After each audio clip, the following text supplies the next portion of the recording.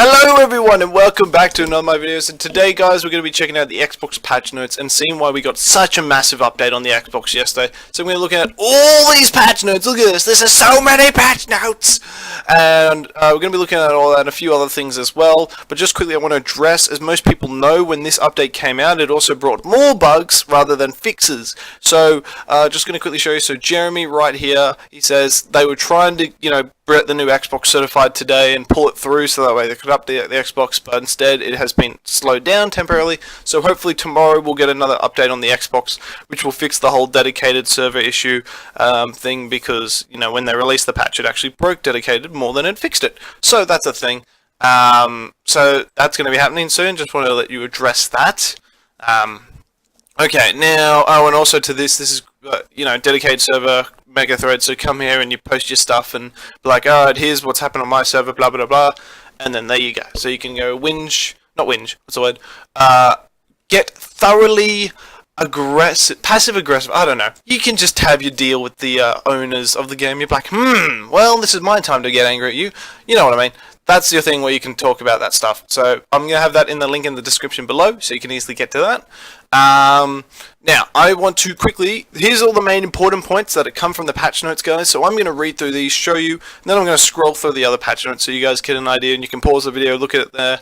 And then after that, I'm going to, they'll be done. Anyway, so let's get into all the important stuff. So, in building placement mode, the reload key X is now switched to accept of placement of a structure.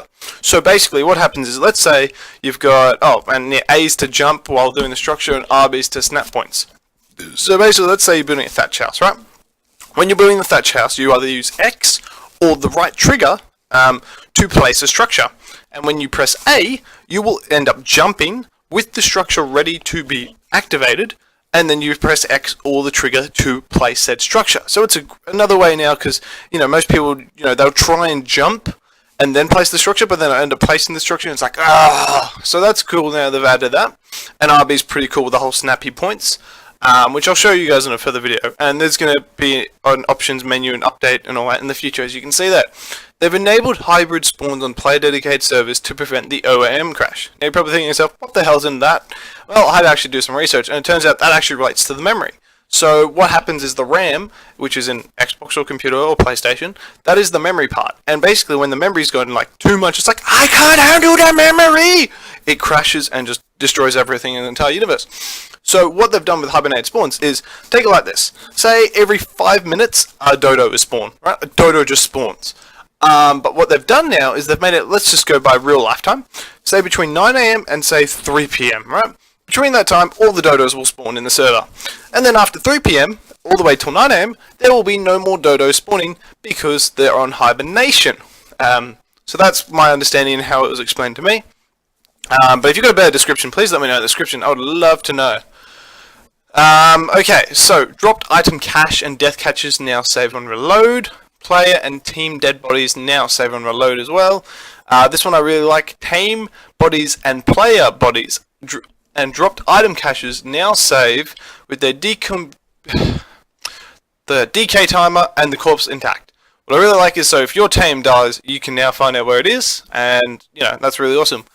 Dunkletosaurus is now harvest metal. Dino costumes now show damage overlay. So basically what that means is, say you're trying to kill someone's Rex and they're wearing a skin. You don't know if that Rex is dying or if it's still going to kick your ass while you're sleeping. Well, now you'll be able to see it bleeding, so you'll actually get to know if you're kicking its ass or not. Now, made baby creatures able to consume from feeding trough at appropriate time when they would gain 10% maturity while stasis. So my understanding of that is that babies will now eat at an earlier point. I'm not really sure. I don't breed many dinos, so if anyone understands breeding more than me, please let me know in the comment section down below, because I would actually love to know what it is so we can let everyone know. But from my understanding, that's what it is. SP dinos no longer fall through cave floors, so if you would probably know, this whole thing recently where you would walk a Giga down the road or whatever, and then the Giga's like, nope, screw you, and flies to space, and you're like, well, there goes my perfectly tamed Giga. Well, basically they've made it now where the cave version of that no longer happens, but only on single player. So on multiplayer, you could walk through that cave, and there goes your army of raptors. Oh well. So yeah, that's going to be a thing they need to fix, but they've got the whole cave thing fixed at least. they've added new host settings, which are really cool. So you've got disabled dino taming, disabled dino riding, fuel consumption interval multiplier, and increased platform structure. So what do these all do? Well, of course, disabled dino taming and riding, self-explanatory. Fuel consumption interval. So basically like this. Gasoline, you need one for every hour in the Jenny. Now basically you can make it where it's like every 5 hours you need one, or every 2 minutes you need one. And then the increased platform structure is basically, so for example, rafts, I think they only have 80 structures, and then it's too much. Now you can increase to like say 150 or something, you know what I mean? Like something ridiculous, so that's pretty cool. U-Ties now have automatic courage mode in single player. When set, the U-Tie will give a courage roar for every 30 seconds if an allied dino is in front of it. Fixed a bug that provided infinite power. I would have liked infinite power. They removed the underwater fog, guys. How awesome is that? No more. I'm swimming. Oh god, there's a fog. You can actually see now, which is great. Itchies and Pegos no longer steal item skins. Hitting creatures with a torch now properly set them all on fire. Move some artifacts to the center, so there's more artifacts there. They've increased the brightness underwater on the center and fixed the barrier not being visible underwater. So if you're with a mate, you can actually see that he's like, oh, he's 2 meters away from me. You know what I mean? Increase the ride distance on flyers to help get on them when you fall in the water. So basically what this means is, you know, you fall in the water, you're like, crap, like, RG, come pick me up, there's a freaking Megalodon on my way, and you're like, nah, and he would be like, no, it's just like 1 centimeter away from me. Well, now you'd be like, oh, 1 centimeter, what's that, just jump on him and get the hell out of there. So that's the thing now. They've increased the rate at which alpha creatures spawn in single player. The ghillie suit now has a base durability of 70 rather than 120.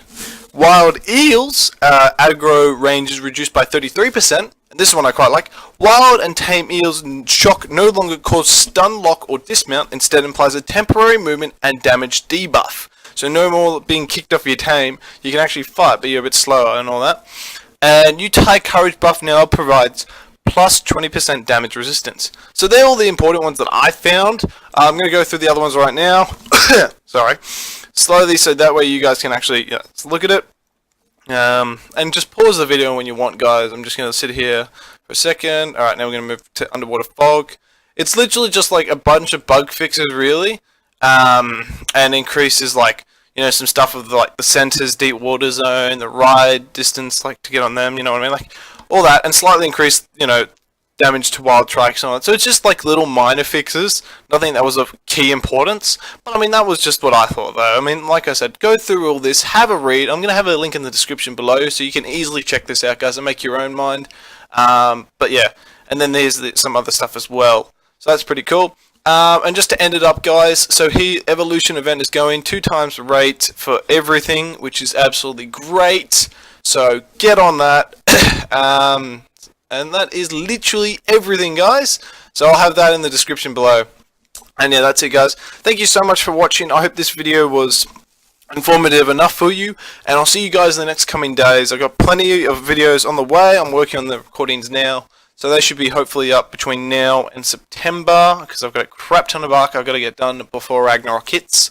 So stay tuned for that, guys. But I hope you enjoyed this video, and I'll see you guys in the next one. Take care, be awesome, and thank you to all my subscribers. You're absolutely amazing. I've almost hit 500, so thank you for that, guys. But anyway, guys, I'm going to end this. Take care, be awesome.